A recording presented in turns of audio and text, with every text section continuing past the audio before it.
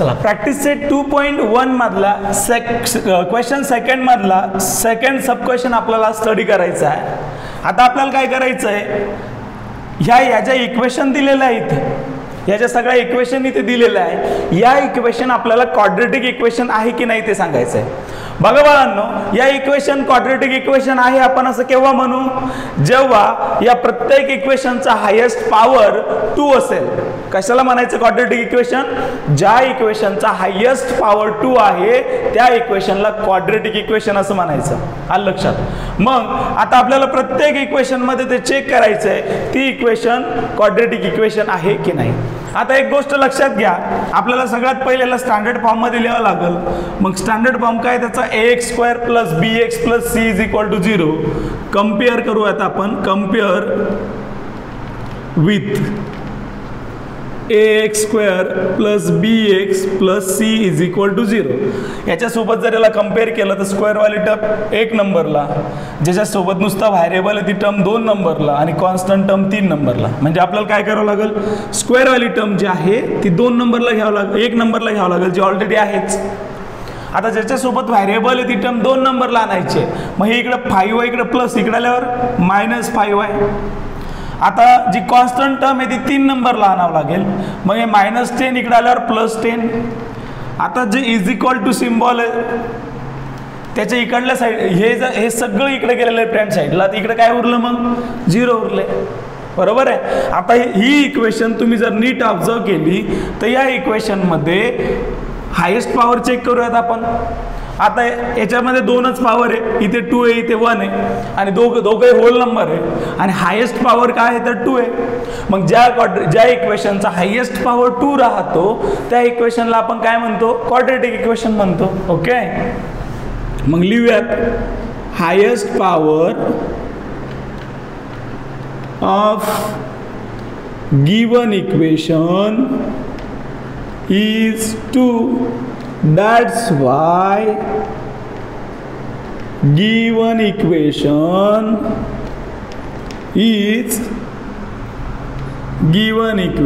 is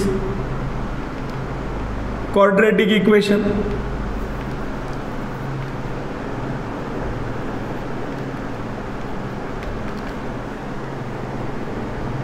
झालं solve. चला पहिला सेकंड क्वेश्चन कंप्लीट झाला. आता थर्ड बघूयात आपण. आता थर्ड क्वेश्चन मध्ये आपल्याला या इक्वेशनला थोडंसं सुधारावं लागेल, याच्यामध्ये सुधारणा करावं लागेल, कारण इथं डिवाइडला y आहे ते काढावं लागेल आणि मग चेक करावं लागेल. बरोबर आहे. आता डिवाइडचे y चेक करताना डिवाइडचे y काढायचे असेल आपल्याला तर या इक्वेशनला कितीने मल्टिप्लाय करावं लागेल बाळांनो, या इक्वेशनला मल्टिप्लाय करावं लागेल, मल्टिप्लाय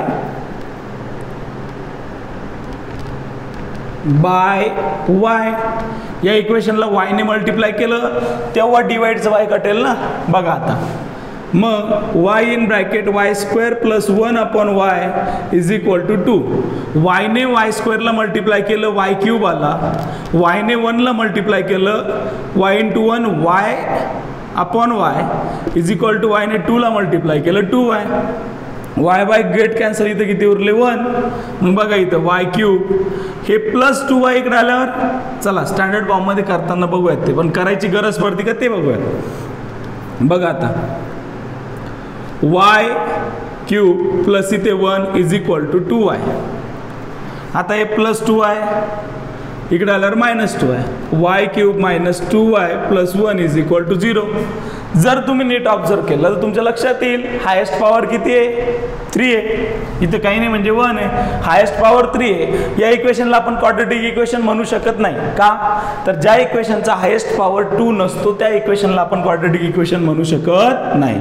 क्वाड्रेटिक इक्वेशन फक्त तीच इक्वेशन असते जिचा हायेस्ट पॉवर 2 असतं. मग लिहायचं, highest power of given equation is not 2. That's why given equation is not quadratic equation. खतम. क्वाड्रेटिक इक्वेशन झालं. थर्ड पण सॉल्व झालं. आता फोर्थ बद्दल बघूयात आपण बाळांनो. आता फोर्थ बद्दल बघताना आपल्याला त्याला नीट करावं लागेल. नीट करावं लागेल म्हणजे डिवाइडचे एक्स काढून टाकावं लागेल. आणि डिवाइडचे एक्स जर आपल्याला काढून टाकायचे तर मग या इक्वेशनला कशाने मल्टिप्लाय करावं लागेल आपल्याला? एक्स ना. कारण ज्या वेळेला डिवाइडला काहीतरी येतं ते कटवण्यासाठी आपण त्यानेच त्या इक्वेशनला मल्टिप्लाय करतो, है की नाही? मग मल्टिप्लाय बाय एक्स, जसं इथे वायने केलं होतं, है की नाही? मग एक्सने या इक्वेशनला मल्टिप्लाय केलं. X plus 1 upon x is equal to -2. एक्सने एक्सला मल्टिप्लाय केलं एक्स स्क्वेअर, प्लस एक्सने 1ला मल्टिप्लाय केलं एक्स, आणि हे अपॉनचे एक्स इज इक्वल टू एक्सने -2ला मल्टिप्लाय केलं -2x. ओके. मग हे एक्स अपॉन एक्स काय आलं? सॉल्व झालं, हे 1 आलं. मग इकडे काय आले? X square plus 1 is equal to -2x. बघा आता काय सोबत कम्पेअर करायचं आपल्याला? Compare with standard form. काय standard form? X square plus b x plus c. याच्यासोबत कम्पेअर केलं तर आपल्याला इक्वेशन कशी लिहावं लागेल? स्क्वेअरवाली टर्म 1 नंबरला, व्हॅरिएबलवाली टर्म 2 नंबरला, कॉन्स्टंट टर्म 3 नंबरला, आणि नंतर इज इक्वल टू सिम्बॉल, आणि नंतर मग 0. मग बघा आता स्क्वेअरवाली टर्म 1 नंबरलाच आहे, फक्त व्हॅरिएबलवाली टर्म इकडं ज्याचा पॉवर नाही असा व्हॅरिएबल, पॉवर काही नाही म्हणजे 1 आहे, हे -2x. इकडे आल्यावर काय होईल? +2x होईल. इथे काय? +1 इज इक्वल टू, इकडे काहीच नाही म्हणजे काय उरले? 0. आली इक्वेशन स्टँडर्ड फॉर्ममध्ये. आणि इक्वेशन स्टँडर्ड फॉर्ममध्ये आल्यानंतर तुम्हाला एक गोष्ट लक्षात येते का की बाबांनो इथे याचा हायेस्ट पॉवर किती आहे? 2 आहे. हायेस्ट पॉवर 2 आहे म्हणजे इक्वेशन काय? क्वाड्रेटिक इक्वेशन आहे. मग लिहून घ्यायचं highest power of given equation is 2. That's why given equation is a quadratic equation. Complete. Okay. आता थर्डवाला क्वेश्चन आपण फिफ्थवाला क्वेश्चन आपण सॉल्व करूयात. बघा फिफ्थवाला क्वेश्चन सॉल्व करताना इथं जरा इक्वेशन वेगळ्याच फॉर्ममध्ये दिलेली आहे, आपल्याला तिला सरळ करायचं आहे. ओके. मग बघा इथे एक ब्रॅकेट दिलेली आहे m+2 आहे, इथे एक ब्रॅकेट दिलेली आहे m-5 आहे. आपल्याला सॉल्व करून घ्यायचं आहे. जेव्हा 2 ब्रॅकेट सोबत असतात त्यांच्यामध्ये कुठलाही सिम्बॉल दिलेला नसतो तर त्यांच्यामध्ये कोणता सिम्बॉल असतो रे? मल्टिप्लिकेशनचा सिम्बॉल असतो. आलं लक्षात? मग या ब्रॅकेटने या ब्रॅकेटला आपल्याला मल्टिप्लाय करायचं आहे. मग बघा काय करायचं? या m सोबत हे अख्खं ब्रॅकेट ठेवायचं, m इन ब्रॅकेट m-5. या m सोबत हे अख्खं ब्रॅकेट ठेवलं, त्याच्यानंतर या +2 सोबत पण हे अख्खं ब्रॅकेट ठेवायचं, मग +2 इन ब्रॅकेट m-5. आता काय करायचं आपल्याला? या m ने अख्ख्या ब्रॅकेटला मल्टिप्लाय करायचं, आणि या 2 ने पण या अख्ख्या ब्रॅकेटला मल्टिप्लाय करायचं. m ने m ला मल्टिप्लाय केलं m स्क्वेअर आलं, m ने -5 ला मल्टिप्लाय केलं -5m आलं, प्लस 2 ने m ला मल्टिप्लाय केलं 2 आलं 2m आलं, 2 ने 5 ला मल्टिप्लाय केलं 5 2 -10 आलं. ओके. इक्वल टू काय? इकडे 0 आहे, इकडे काय येईल? 0 येईल. बघा आता इथं m² ॲज इट इज. हे दोघं सारखे जातीचे म्हणजे काय? यांचं व्हॅरिएबल सेम आहे, त्यांच्यामध्ये ऑपरेशन होतं. अदरवाईज ऑपरेशन होत नसतं. व्हॅरिएबल सेम असेल किंवा व्हॅरिएबलची जी पोझिशन आहे ती सेम असेल तरच त्यांच्यामध्ये ऑपरेशन होतात. आता हा व्हॅरिएबल स्क्वेअरवाला आहे, जरी m असला तरी, मग यांच्यामध्ये काही ऑपरेशन होऊ शकत नाही. या दोघांमध्ये होतं कारण हा यांचा व्हॅरिएबल सारखा आहे. मग -5m + 2m, -5m आहे + 2m. मग -5m + 2m काय होतं? -3m. -10 is equal to 0. आली इक्वेशन तिच्या स्टँडर्ड फॉर्ममध्ये ऑलरेडी आहे, काही चेंज करायचं का? नाही. मग जर हिचा हायेस्ट पॉवर जर तुम्ही बघितलं किती रे? इथं 1 आहे, इथं किती आहे? 2 आहे. मग हायेस्ट पॉवर 2 आहे तर ही इक्वेशन कोणत्या टाईपची इक्वेशन आहे? क्वाड्रेटिक इक्वेशन आहे. मग लिहायचं हायेस्ट पॉवर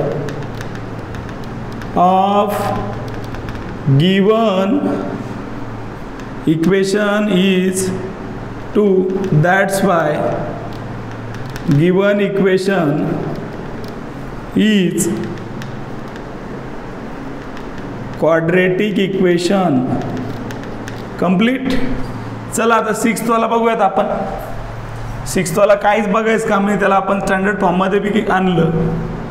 कम्पेअर विथ केलं आपण, कम्पेअर विथ, तर कम्पेअर विथ करू शकत नाही आपण, का तर इथं हायेस्ट टर्म काय आपल्या स्टँडर्ड फॉर्ममध्ये एक्स स्क्वेअरवाली, इथं काय हायेस्ट टर्म, हायेस्ट पॉवरवाली टर्म काय क्यूबवाली, म्हणजे याच्यासोबत त्याला कम्पेअर कसं करू शकतो आपण, त्यांच्यामध्ये काही सारखं काही रिलेशन आहे का नाही आहे. मग बघा याचा हायेस्ट पॉवर किती आहे, 3 आहे, मग हे क्वाड्रेटिक इक्वेशन आहे का, नाही. Highest power of given equation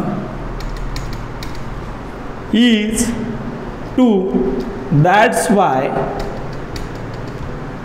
given equation